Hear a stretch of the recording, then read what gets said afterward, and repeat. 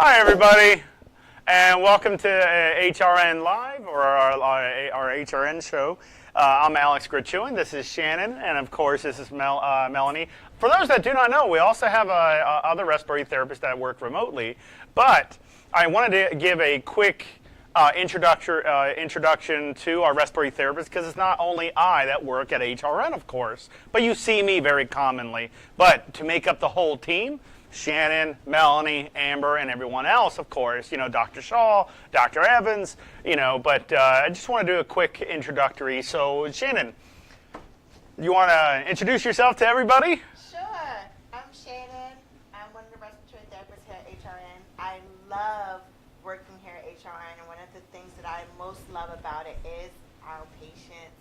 Our patients make classes super fun. And I think I have a little bit to do with that too, but we really enjoy ourselves, and we make it kind of like a family. Love it. Which I really, really enjoy. We're paying her to say this, by the way, guys. Absolutely. Absolutely. No, seriously. You can ask any of my patients, they will tell you, they can call me at 6 o'clock in the morning. They cannot call me at 9 o'clock in the morning because I'm usually asleep, but they can call me anytime. We talk all the time. We don't just share pulmonary stuff. We share, life experiences, because we're making lifestyle changes. Absolutely. So I love working here. And I have, don't let this baby face fool you, I have 12 years of experience, so. That's wonderful. What about you, Mel? Hi, I'm Melanie Klein. I also am a respiratory therapist here at HRN. I've been here, 5 years or so now. Yeah. Since time one. Since the beginning of the we had time, a wall yeah. between us. Anyway, I love helping people. It's very fulfilling to see the progress and the difference in the changes that we make in people's lives. From people that can't walk to people in a wheelchair to people that get up and walk.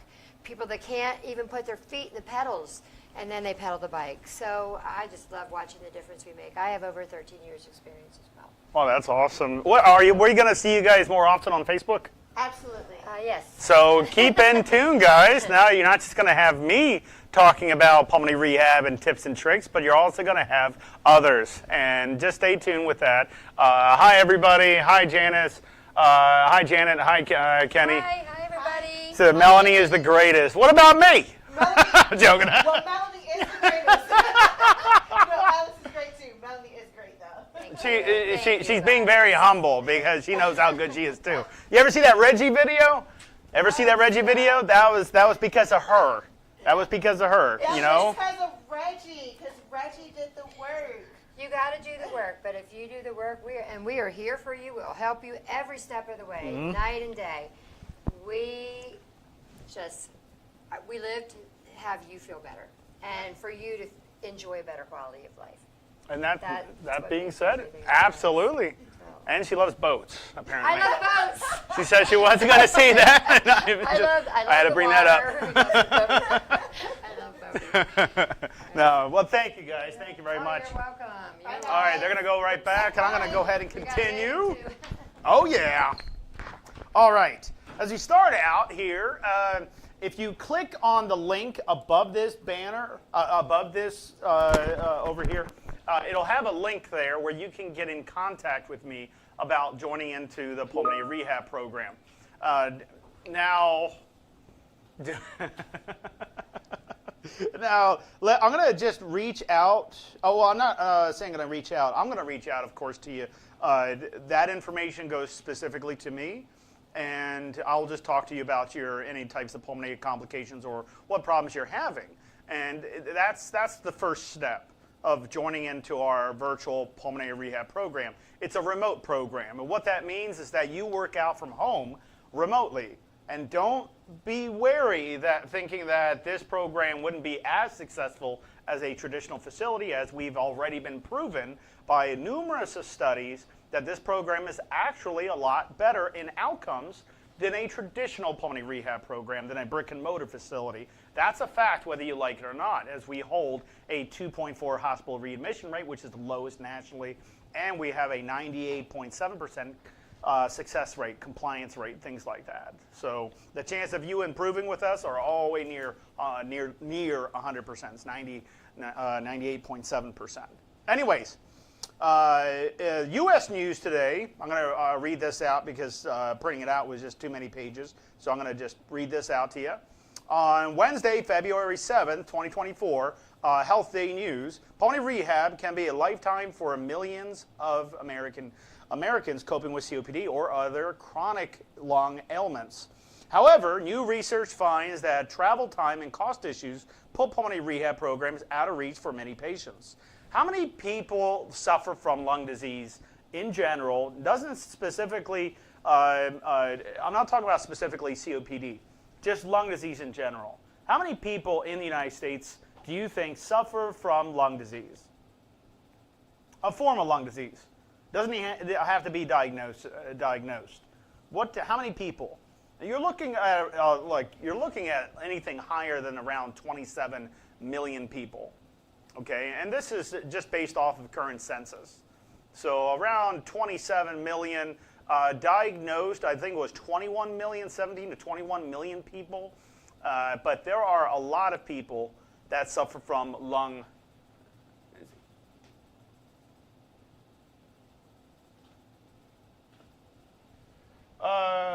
COPD awareness and education. Can I get your permission to buy your on my YouTube page with the credit of you?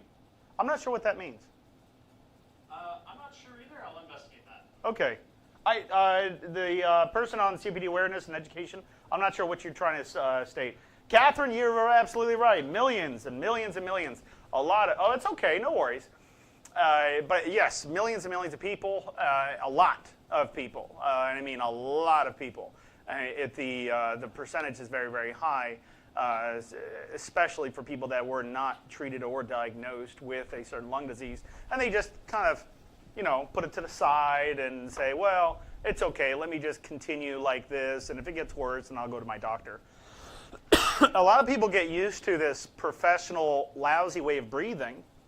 And what I mean by professional is some people, well, let's say this. Somebody has sleeping complications, and the chance of them have obstructive sleep apnea is very, very high. Okay, but the person doesn't do anything about it. They've always never slept very well for years, and they just got used to that. And that's what that person's normal would be, because that's what my mentality is. That's my normal. I'm always breathing bad. I'm always a lousy sleeper. So they feel, now they put it in a criteria of that's their normal. So if it gets worse from my normal, then I'm going to do something about it. But as the situation gets a little worse, but it's not severely worse, they consider that their new normal. Then it gets worse even more, well, that's my new normal. So the person constantly procrastinates as the disease gets worse and worse and worse, and then they seek help once their complications are at the all-time high, where it is severe, and you're having all these problems in your life. You can't remember anything. Your anxiety is overwhelming. You're out of breath. You're getting out of breath too quickly. So people will put it to the side because they feel that's their normal. That's what I mean by professional, lousy breathers. It's not to put in a place that I'm being confrontational or I'm being mean about it. I'm being truthful. Somebody who gets used to the work of breathing, and I say how out of breath you are. Oh, this is fine. This is my normal. Well, how out of breath do you feel that you are? And it's like, well, if I was to rate it, 10 being the worst, I would be at a 7. And I'll be like sitting still, doing nothing? Yes. But that's not normal. But I've always been like that. Even if you've always been like that, that's not your normal. Okay, so what we're doing here is, because there's millions and millions and millions of people that don't have an outreach for pulmonary rehab because of issues with distance, travel, the issues with supplemental oxygen, as the large majority of people that suffer from lung disease usually have supplemental oxygen. Usually, not all the time. Oh, wonderful. Thank you. Oh, Michelle. Would like to share your information on my YouTube channel with the credit of... Oh, of course. Yeah, she just wants to spread the word. Oh, no, Michelle, absolutely. And thank you for doing that, because the more we spread awareness, the more people will be helped. You know, there are so many people out there. We only have a pinch of that. You know, not even a large amount of those people. We only had to have a pinch of that. Can we see a lot of people? Yes, of course. It's a remote program. We have a lot of respiratory therapists that are trained specifically for the HRN standards of pulmonary rehab. And what I mentioned was HRN standards. What does that mean, HRN standards? HRN standards are very easily put in place by understanding that our education, our exercises are unique, built specifically, designed specifically for people that have lung disease. That people that can't walk very far, they can't move very much, they're very limited in what they can do. So we have exercises, like there was an exercise on this. Okay, and well, it's probably be tough to zoom in and for you guys to see it. This is on World News, but it says chair yoga for weight loss. And this is beginners. And one of the beginning weight loss, guys, tell me if you can do this. Okay? And I had to grab a chair really quick. And what it has you doing, this is the beginner's version of chair yoga. I'm not kidding. Beginner's version of chair yoga. And what it's saying is that for the beginner version of chair yoga, I need to put my feet on a chair and do push-ups like that. How many people can do that right now? They didn't see that. Yeah, I know. You went right. I went underneath the table. How many people can put their feet onto? Oops. How many people can put their feet onto the chair and do push-ups? I bet there's not a lot of people that can do that. And that's a beginner's version? Imagine you picked up illustration on how to do beginner's version of chair yoga or an exercise. What if it's overwhelming? What if it's too much? You try it out and you feel like what? Everything you do is just a waste of time, it feels like. I can't do that. Right. I can't, Sherry Ellis, this is not me. I don't think so. Maybe if I was younger. Okay. We don't do that. we don't get our patients to do that either. That is just, it's just ridiculous. That's beginner's version? If I was going to start with push-ups with anybody, you know what it would be? It would be like I'm against the wall, and I tell the person to put their feet right against the wall and take 2 steps back. Okay? Then they'll push off the wall. They'll start with that first, and they move out further away from the wall until their balance is not good enough, right? Meaning that there's too much leverage, it's too much for that person. Then we'll go with another exercise. The point is that there's always a strategy when you work out. There's always a strategy. But beginner's version, and some of these are kind of doable, but some of them are not. On day 1, I'm doing push-ups with my feet elevated on the seat of the chair.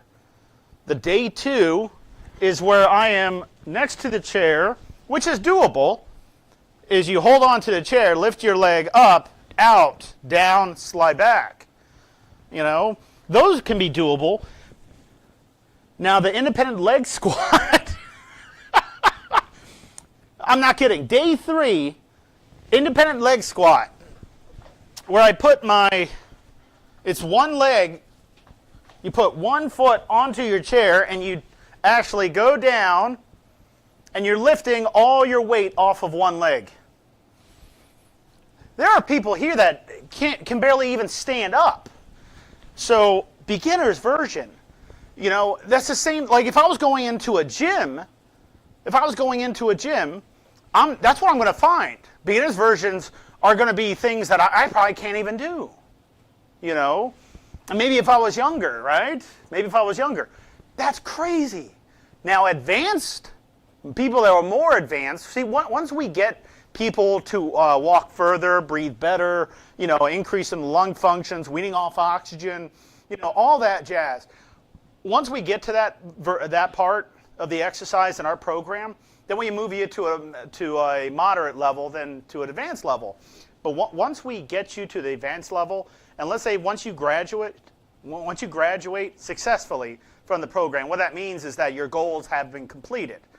Okay, that your goal of going at least 200 feet without stopping have been met, and you're going now 500, 600, 700 feet within 6 minutes.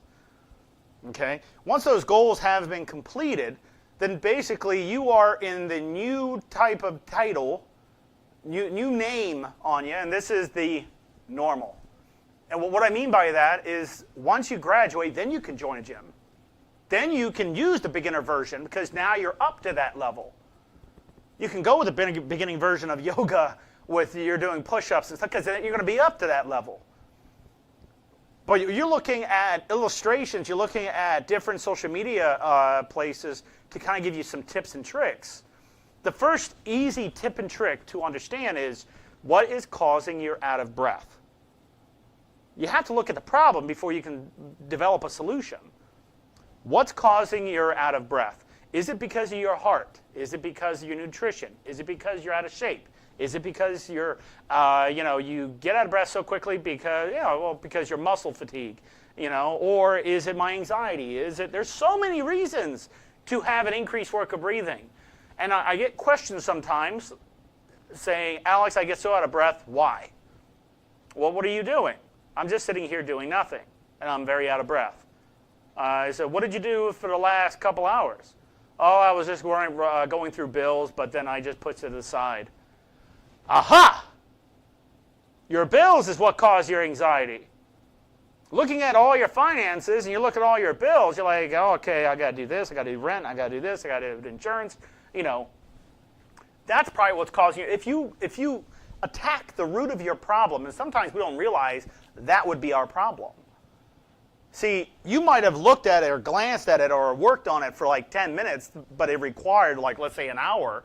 You're pushing it aside because right now your emotions are getting the best of you.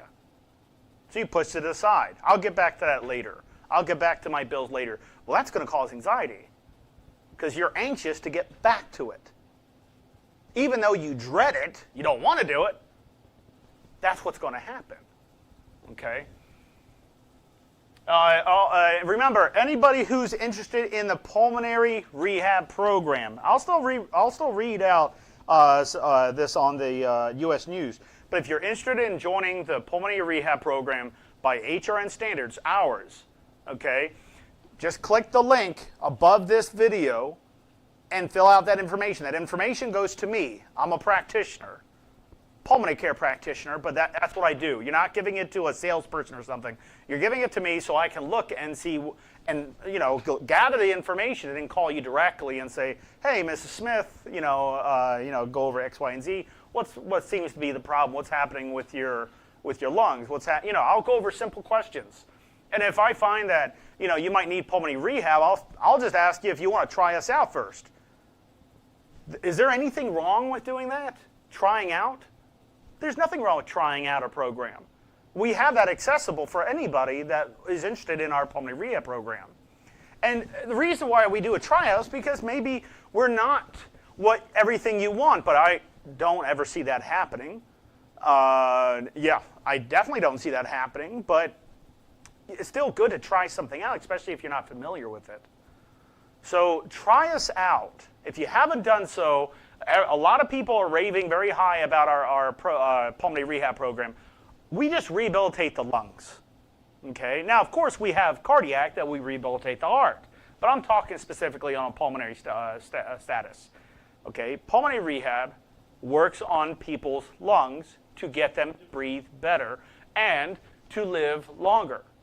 Okay. These are proven things. So let me just read this on now. Okay, in a study by Kahn's group, KAHNS group, used massive geographic data sets and computational infrastructure to compute hundreds of millions of travel times to and from rehab programs. The team found that 80% of Americans do live within a half-hour drive of facilities offering pulmonary rehab. But that still leaves 14 million people, mostly concentrated in the West and Midwest, who must drive more than an hour to reach a rehab program. Khan's team believes telehealth might be able to help some of these patients, although long-term studies are needed to confirm it. Cost can be impediment to access to. Insurance payers, both government and private, do not sufficiently reimburse pulmonary rehabilitation for people, equipment, and supplies needed to effectively run them.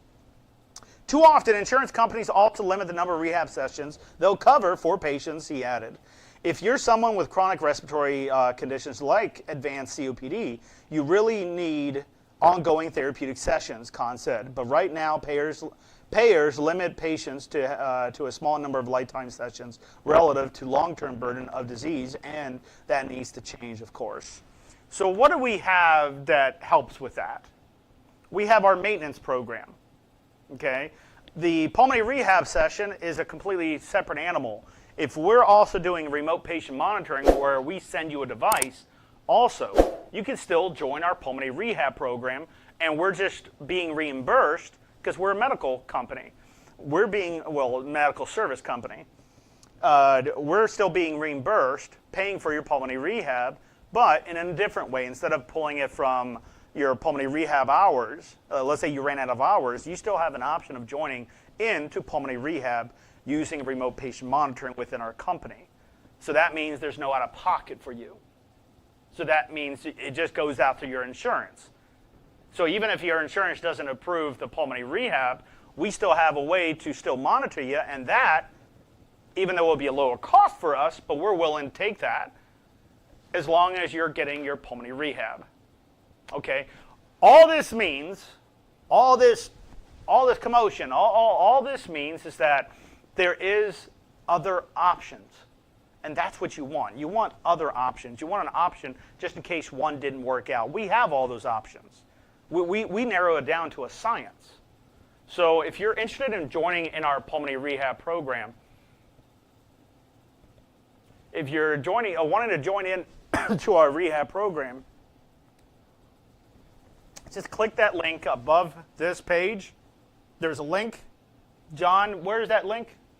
It's just above in the banner? Yes, so it is literally right above this on Facebook, right above this live stream across all of our social media pages, including the support groups.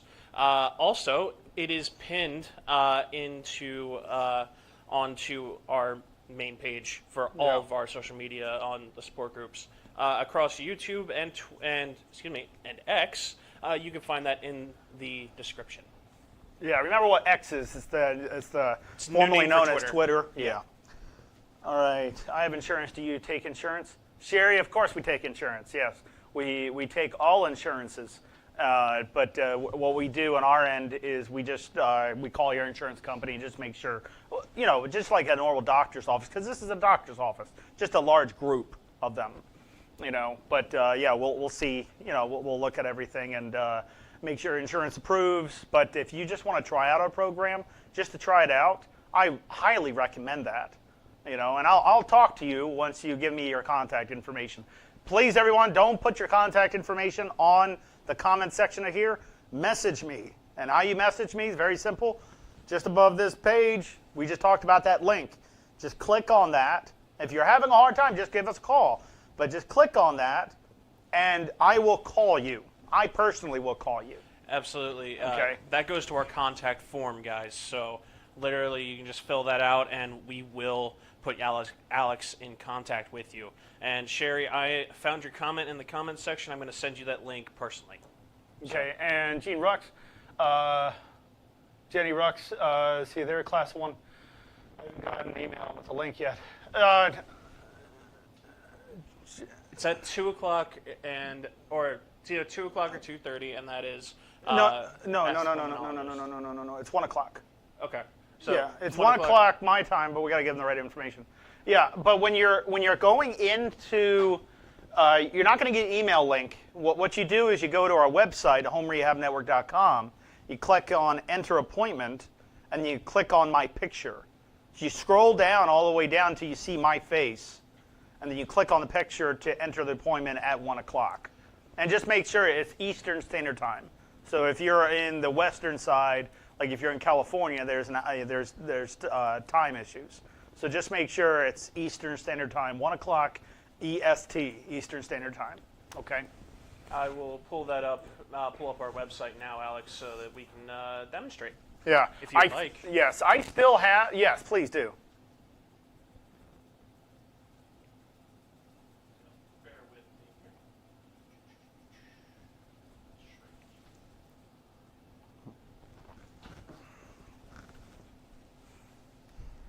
All right. So everybody, this is our main Home Rehab Network website. As you can see, there you go. There's Crystal and the chat that popped up. Now, if you go to About Us, or excuse me. Well, just enter appointment. Right. If you go to Enter Appointment and then scroll down here. You see me right there? You see where it says Enter Appointment? Just click on that, and it'll automatically download Zoom and everything for you if it's not already downloaded. But if you already have Zoom downloaded, meaning if you've used Zoom with me, then all you have to do is just click on that. It'll just bring me up automatically. Okay? So just use that to get into class today at 1 o'clock, and that's you know, you have about 2 hours, 2.5 hours. And I apologize, Alex. I thought she was asking about Ask the Pulmonologist. So I apologize. No, that's fine. That's fine. All right. Does anybody have any questions on pulmonary rehab? So with pulmonary rehab, remember, we're talking about the rehabilitation of the lungs. Okay. There are a lot of people that have been to a pulmonary rehab, but they didn't get the success as they wanted. So in that case, you should always go to a place that has a better success rate, and we have a way to work with your insurance around that, even if you used up all your sessions. Okay, so we do have ways around it. And, you know, we take Medicare, United, Blue Cross Blue Shield, Aetna. We accept every insurance. That's the word every, you know, every insurance. We accept every commercial insurance, you know, private as well as government insurance. Sherry, I did send that to you in the comments section. It's right below your most recent comment. So if you have if you are wondering about where that is. Yeah, but it's just above this video. There's also that. Yes. Just click above this video where that link is, and that's all you have to do. Because in the comments, sometimes it gets lost, and some people are trying to find it going through all these comments. But if you just click the link just above this banner, it's right there for you. Yep. Okay? So you can't lose it. Let's put it that way. All right. So when we talk about pulmonary rehabilitation, let's talk a little bit about tips and tricks. Okay? What's coming up? Spring. And what happens during spring? A lot of things spring into action, right? A lot of growth, okay, meaning a lot of plant growth. It also means a lot of pollen, okay? So a lot of allergies and things like that. So let's talk about allergies really quick. Let me give you a test questions I usually give my students. All right. I'm coughing up congestion, but I feel like it's sliding up but not coming out. But whatever does come out is like a little teaspoon of a little bit of congestion, but it feels like there's a gallon in me. I cough and cough. I feel it sliding up, but nothing's really coming out besides like a small, like half a teaspoon or something of congestion. What's my problem? Inflammation. Grade A inflammation. Okay, is it always that? No, it could be something else, but chances are it's inflammation. High-end inflammation, grade A inflammation. See, your tissues in the lining of your airways, the tissues, well, when you cough and they're really, really inflamed, well, what does that mean by inflamed? Are they stiff inflamed? Are they stiff? No, they're very loose. See, the tissues are all filled with fluid, so it feels just like congestion. And in a sense, you are kind of congested, but it's not actually congestion in your airways. It's posterior to that. It's actually in your tissues. So when you cough violently and you feel like nothing is coming out, that's because that's just tissue moving up and down. Loose, inflamed tissue moving up and down, and it feels identical, nearly identical to congestion or mucus. So how would you fix that? Well, respiratory medications would be the first thing to go for. And then bronchial hygiene, you can use an acapella, an Arabica, a VPEP, a flutter valve, any type of device to help remove congestion. But if the problem is inflammation, then you need to tackle the inflammation first. Okay. Is it a good idea to go to an allergist to see what I am allergic to? Very much so. Very, very good idea to go to an allergist to see what you're allergic to. If you go to an allergist, you find that ragweed is around your area a lot or around your home, and you find that ragweed is a root of a lot of your problems with inflammation, then obviously we would limit the exposure to that, right? We wouldn't go outside clipping, the yard as much, or we'll probably do something a little different. You see, Diane, if your heart rate is high, how do you know if your heart rate is if it is your heart or your lungs? It's a good question. I asked my doctor, but he said he wouldn't know. Okay, so if your heart rate is high, what's the reason why it's high? There's a lot of reasons it could be high. It could be caused by high temperature. I have an infection. And when I have an infection, my white blood cells go up a little higher, right? And blood travels a little bit more fast throughout my body, causing an increase in friction, which causes an increase in temperature. Blood running through your vessels is what creates temperature. Once the heart stops and the blood's not moving, you get cold very quickly. That's why when somebody dies or is about to die from a hemorrhage, like let's say they're bleeding out internally or externally, but they're bleeding out, the first symptom they usually say is, I'm very, very cold, because their heart stopped. They only have a little bit of time before it's all ended, of course, But we don't wait to that moment. We do something about it beforehand, before it gets to that. We don't want to knock on death's door, do we? No, we want to do something before that. So anyways, blood running through your body. What's the reason why it's running through your body? Is it because an increase in what? Some type of abnormality. It could be infection, like I said. It could be an increase in CO2. So how do I know? Because Diana asked a very good question.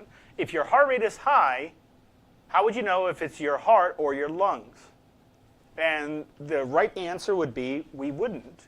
We would have to look into more tests to see the reason why. And really simple, things that increases your heart rate. It could be an infection, it could be high CO2, it could be exercise, it could be poor nutrition, it could be too much sodium, it could be imbalance in electrolytes. There's so many reasons. So it's hard to say that's what it is. We would have to look into it. But needless to say, we'll always have the answer. And we'll have the right answer. But as clinicians that are experts in pulmonary rehab, we look at things like that. What's the reason why the person's heart rate is very high? Is it because of the CO2? Well, let's go ahead and fix up the lungs and get the person to breathe out more CO2 by stretching out the lungs, making the muscles responsible for opening up the lungs stronger, and see if that lowers the heart rate. Once we see the heart rate is starting to go back down, then we know we tackled the right thing. If we said first, all right, let's try something different. How about you don't take in as much sodium? Okay. How about this? Let's get over our infection first. Maybe we just had COVID. Okay, and now we have an infection. All right, we're on this medication, we're on heart medication, Plavix, we're on this and that. There could be a lot of reasons. It could be a medication that could be causing it too. So we have to look into it. Alex, what is the best thing for a flare-up and why does this happen? So Sherry, the best thing for a flare-up, and what do you mean by a flare-up? Just so everyone can understand. Because a flare-up could be another way of saying an exacerbation. Really. Okay? Exacerbation. Not exasperation or anything, it's exacerbation. That means a heightening of current symptoms. If I have COPD and I have normal congestion, like a normal amount of congestion I usually produce having COPD because I have chronic bronchitis. All right, if I see an increase in that congestion, that's technically an exacerbation. Okay, or another way of saying a flare-up. Not moving any air, well, that's not, if you're not moving any air, you would be dead, Sherry. Because if air can't come in and CO2 can't come out, then you have no respiratory system and that's working, and technically you would be dead in just a little bit of time. You know, so we can't say that we're not moving any air. Maybe not moving air efficiently. Is that what you mean? You have to struggle to breathe? Okay. If you're struggling to breathe, then there's some inflammation. If there's high inflammation, you need to tackle it. The first thing I would always do is call my doctor. That's the very first thing I would do. Just let my doctor know. If my doctor does not know, okay, if my doctor does not know, then I would have to go to a specialist. And there's nothing wrong with doing that. You know, I can talk to Dr. Shaw. I can speak to somebody about, needless to say, there is a problem with your flare-up that's causing you to limit your abilities, right? Because you can't do a lot. So if I said eat an apple, which eating an apple can reduce wheezing by 30%, and the ingredient is actually in the peel, that's one solution. But how about just taking simple albuterol? Let's tackle the wheezing first and see if that alleviated any of the symptoms. Okay? All right, so I did that. You know, there's all these steps that we could do.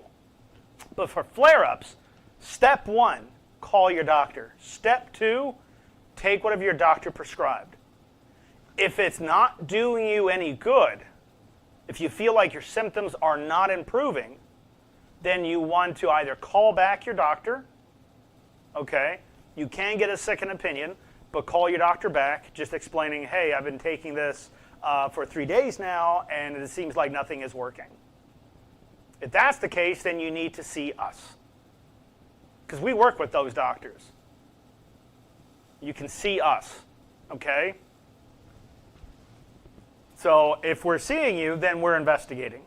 That's the bottom line. That we're looking into it, you know, because needless to say, once you graduate, we got to have all those other complications done and managed better, okay? So yeah, if you're not in a pulmonary rehab program, I would definitely recommend signing up for a pulmonary rehab program. But Sherry, it's the best. So why does it happen? It could be something as simple as allergies. It could be mold buildup in your ductwork or in your home or around your home. It could be secondhand smoke. It could be simple environmental exposures. It could even be cologne and house cleaners. It could be something as simple as that. So in order to tackle it, because I can bring up like 1,000 pieces of information, but that's not going to be any good for you, because now you have 1,000 of them you have to tackle, and it's very tedious. So if we have you, then we can see what's going on. You know, we can see if it's an infection. We'll look at your lab work, everything. And we do this ourselves. We contacted your doctor. We gather the lab work information, because that's, you know, we're allowed to do that. We gather the information, and we look at the best strategy for that patient success. All right. So we have some loaded questions today. I love loaded. Go ahead. So Bring them.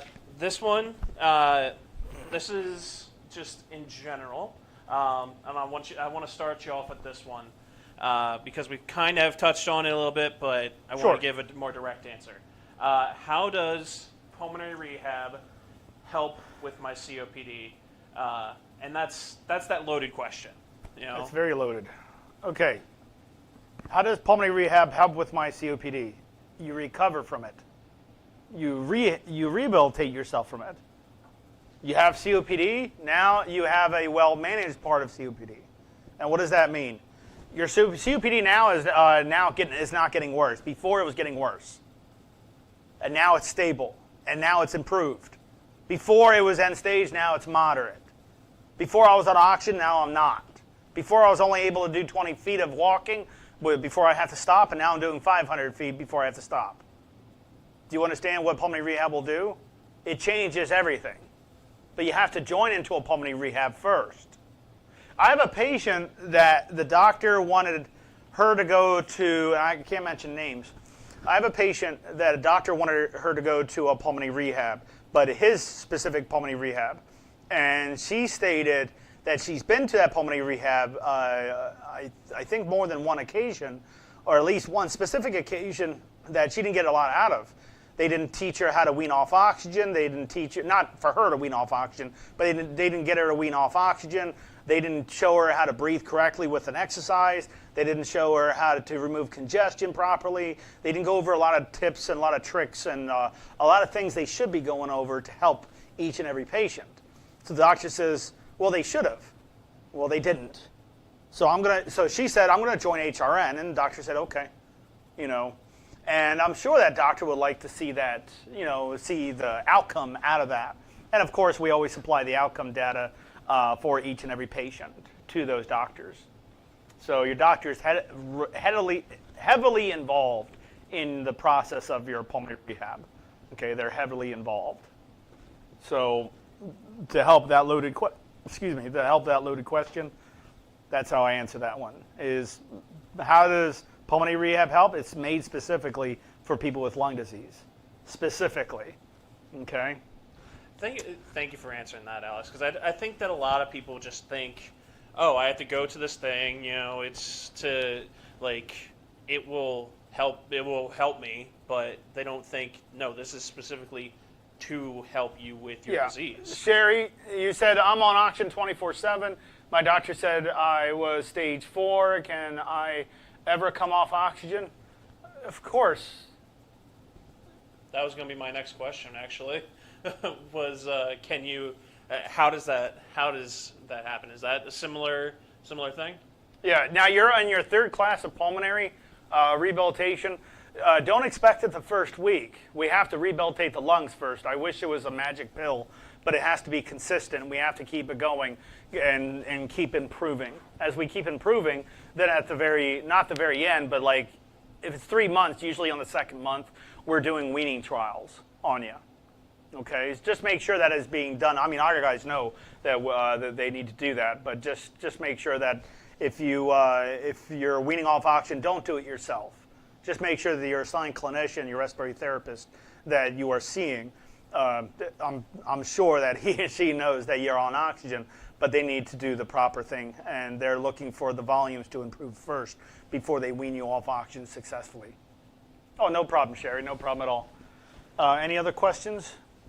So I was wondering if you could actually go into more detail with that. If you Detail what? Regarding how is it that we how do we get people off oxygen in our pulmonary rehab program?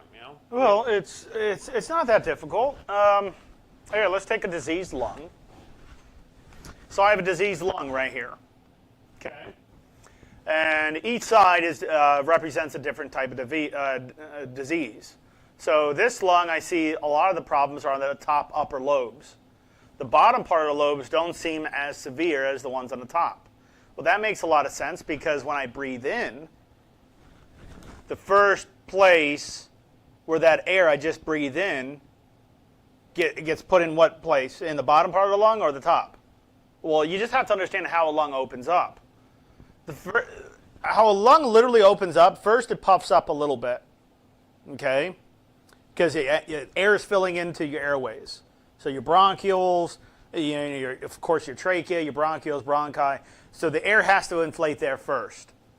Okay, once a little bit more pressure is induced, then it starts inflating the top part of the lungs, and then the middle side of the lungs, and then the bottom part of the lungs. In unison, in action, it works like this. Breathing in, exhaling. Breathing in, exhaling. That's on a normal lung, normal. Okay? When our lungs are diseased and there's more fibers, somebody asked me a question, well, I heard that lungs don't repair. Well, if they don't repair, then how do you have scarring? Well, that is a good question. Of course it's a good question. If lungs can't repair, then why is there scarring on your lungs? Person was stumped and said, okay, you got me there. Well, it's not like I'm trying to get anybody. I'm just trying to point out facts. So the top part of your lungs are diseased. Let's say the top part of your lungs when you breathe in. You did a pulmonary function test, and according to the pulmonary function test, you're only able to inhale 750 milliliters. But your lung capability is 3,000 milliliters. So you're only doing a very small part of that. You're only doing a quarter of that. Okay? And all that means is that there's so much scarring and so much disease present that's causing the lung muscles to not provide enough muscle to open up the rest part of the lungs. Because it's more weight now. There's more resistance, there's more weight because of that scarring. So breathing in deep is not achievable, let's say. My deepest is 750 milliliters. When I did a pulmonary function test, I had a 30% functional part of my lungs. My lungs are 30% functional. Does that mean the whole lung? No. It's only measuring 750 milliliters because that's what you brought into the machine, and that's also what you pulled out of the machine too. You see, when you do a pulmonary function test, you breathe out very hard, and you breathe back in through it, especially for a flow volume loop, an FVL. It's called flow volume loop. So you breathe out and you breathe in. It's only measuring what you can actually exhale. It's not you're not exhaling, because if you're only doing 750 milliliters, but your lung was capable of doing 3,000, what does that mean? The other part of the lungs can't be utilized because why? They're too darn stiff. So the functional part of my lungs, which are the diseased parts, because that's where the exposure, smoke inhalation, pollution, household cleaners, dust, pollen, that's being contributed to the top part of the lungs because that's all I can inhale. If I was able to inhale 3,000 milliliters, according to height, if I was able to inhale 3,000, that means and it's showing 30%, that means my whole entire lung is diseased. Do you understand? Because it's contributing to what you can exhale. If you can exhale its maximum capacity, that means you are looking at the whole entire lung in its whole. Here, can we look up on the board really quick?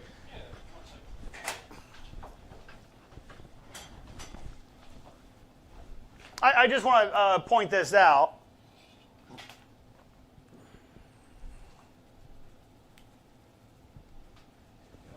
All right. And we're getting a close-up on here. Yes, sir. All right. It's blanked out. Hold on one second, guys. There we go. Sorry, static. No, it's all right. All right, everyone seeing me now?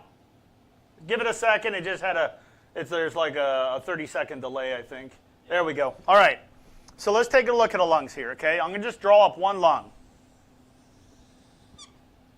Okay? All right.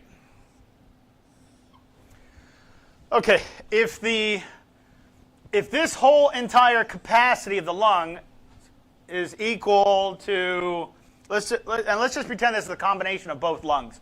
Let's say the total capacity, the amount of air that can max out this lung, just like a balloon, is 4 liters or 4,000 milliliters. But what I am currently, when I did my pulmonary function test, it's measuring here. When I did my pulmonary function test, I only introduced 750 milliliters into the pulmonary function test machine. Okay? Now it's measuring 750 milliliters. If I inhale 750 milliliters and exhale 750 milliliters through the machine, what's my COPD? 100%. That means I don't have COPD. I have normal lungs. If I have 50% lung function, 50% of 750 milliliters, my PFT obviously is 50% FEV1, and that's FEV1. That's forced expiratory volume in 1 second. Okay? If my FEV1 is 50%, that means how much air is being contributed? Instead of 100% of 750 milliliters, You're only doing half of that. So this functional lung that's not very functional is 50%. That means, okay, I have moderate COPD. I have moderate COPD. How functional are the lungs from here down to here? How functional is this one? Well, if these haven't been exposed, or not as much have been exposed to smoke inhalation, pollution, household cleaners, dust, pollen, mold, fungi, if household cleaner, if I didn't mention it already, if these aren't being exposed to that, then they can't be as diseased. So we take somebody who has COPD, we do a pulmonary function test, and they're at 50%. How am I going to increase the 50 back up to 70, possibly up to 80%, getting that COPD to be reverse diagnosed to normal lungs? How can I do that? And that is achievable for each and every person. Okay? All I have to do is strengthen up the muscles responsible for opening up the bottom part of the lungs, the bottom intercostals and the diaphragm. I just need to get them a little stronger, because these tissues, the lung parenchyma, just has a lot of scarring. And without the scarring, those muscles will be capable of opening up the bottom part of the lungs. But because of all that scarring, it's like taking a balloon and putting a bunch of rubber bands around that balloon, the bottom part. You can't inflate the whole thing, because the bottom part is clenched, while the top part is, even though it's diseased, that's what you've been using to breathe in and out. So if these are functional by, 80%, let's say, and now I improved by 750, and I added an extra 1,000 milliliters, which now is 1,750 milliliters. So I improved my volume. That means I'm going to get an increase, because now it's adding this part of the lung to the good part of the lungs. So now I've increased my volume by 1,000. That means 750 milliliters was only contributing to 50% of. Look, it's not complicated, guys. I hope I'm making sense without being too ambiguous here. I'm trying to make it as simple as possible for everyone to understand. You have COPD. Why do you want to live with it first? You shouldn't have to live with it. Now, we're not saying a cure, okay? All we're doing is increasing lung functions by increasing the volumes. We're getting the areas that you couldn't open up to open up again by strengthening up the muscles. Without this, just this right here, everyone do me a favor, breathe in right now. Nice big breath. Exhale. That one breath you just took, how much oxygen from that air made it into my blood? You can look this up. I'm not going over anything that's not true. So I breathe in air. How much of that oxygen in that air makes it to my blood? It's a simple question. How much oxygen makes it into my blood? About 6% of that. 6% of the oxygen I just breathed in made it to my blood. Not 100%. Only 6%. We like to say 4 to 6%, but it's 6%. That's a normal lung. So that 6% makes it into the blood. Okay? That is what causes my oxygen to stay normal or go up. If 6% was functional by 50%, that means my lungs, instead of pulling in 6% of the oxygen from the atmosphere into my blood, it's only doing 3% of that. So I have to breathe more frequently. That also means my heart rate's going to be high. Why? Because these are only functional by 50%. That means when I exhale, I have to probably exhale 2 times to equal 1 breath of a normal lung, because it's only doing 50% of that. If I have 13%, it's only doing 13% of that. So how functional are your lungs? Can somebody not have COPD and only be able to inhale 750 milliliters? Of course. Of course. It doesn't have to be disease, but technically it's considered disease. But a disease would be called restrictive and not obstructive. You do realize people can have two more diagnoses. They can have two different diagnoses. You can have an obstructive component and a restrictive component as well. You can have restrictive and obstructive lung disease. For those that do not know that, you can do that. So all I would have to do to increase 50% back up to 70 is get into the areas that are good in my lungs. Still, these will still be diseased. And these up here will still progress. But you're opening up the lungs where they're going to contribute to more oxygen and more CO2 elimination, right? Because these are more functional than the ones on the top. The ones on the top are all diseased. They're all messed up. They got these big holes in them. They're all diseased up. Well, they're damaged so much that they're only producing 50% of the lung function. Does everyone understand? Okay. So how do I increase the lung functions? By increasing volume. How do I increase volume? Respiratory muscle training. What else do I have to do? Well, is the person, does the person have a poor diet? Is the person high anxious? Has high anxiety? Does the person is weak because the person hasn't worked out for a long time? You have so many other complications after you fix the pulmonary side of it. The problem is that even like with lung transplants, you have people that get lung transplants and they're thinking, I'm going to be back to square one again. All right, I replaced the lungs, but now you have muscles that are too weak to move you, and they're going to take a lot more energy. You're still going to get out of breath because you thought out of breath was a disease when it's what happens when you work out. You get more. It's a consequence to an exercise. Okay. No, it's okay. No problem. No problem. Does that make sense, Patricia? Oh, no problem, guys. No problem. But we're here to improve on our lung functions, right? But you have to be in our pulmonary rehab program to do that. Doing that by yourself doesn't work very well. And we've seen that time. It's not just me saying that. We see that time and time and time and again. Okay? So you always want a clinician to help you because maybe your disease is a little different from somebody else's. And that's mostly always going to be true.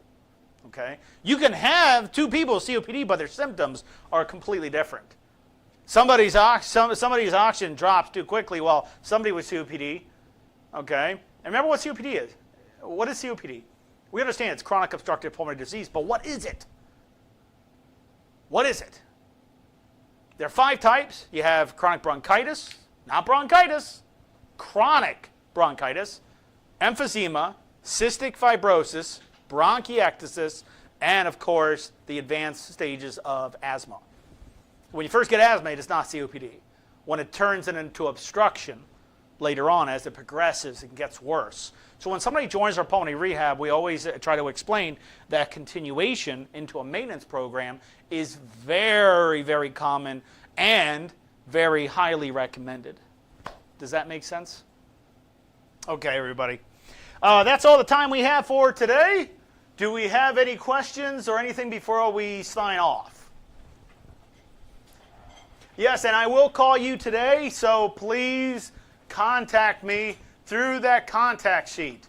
Contact me on that because I was trying another way, but I'm just trying to help. We're just trying to help as many people as possible, and we do have a lot of people that we still have a lot of room for a lot of people. So please, please, please do whatever you can. Talk to your doctor, whatever you need to do. Talk to your friends, your doctor, but join into a pulmonary rehab program, okay? Just get it done. Get your life back. Enjoy spring and summer to your fullest instead of being in the house 24/7, okay? It's time to get off that chair.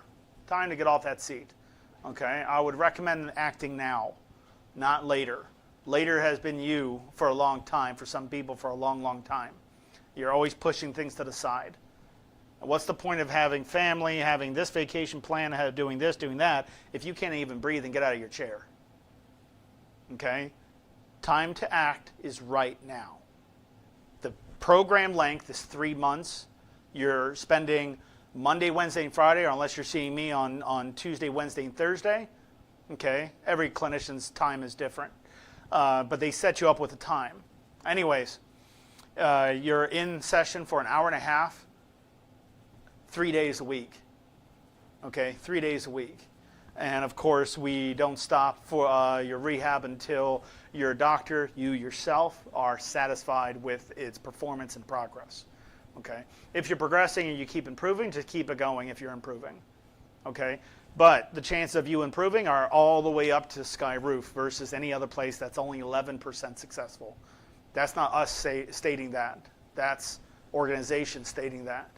The average success rate of any traditional pulmonary rehab program in the United States is 11% successful. Okay, 11% successful. So just keep that in mind, everybody. Anyways, thank you very much. And if no one has any other questions, I'll try to jump back on this later on, but if no one else has any questions, then I'll see you talk. Thursday. Yeah, I'll see you Thursday. That's it, guys. See ya.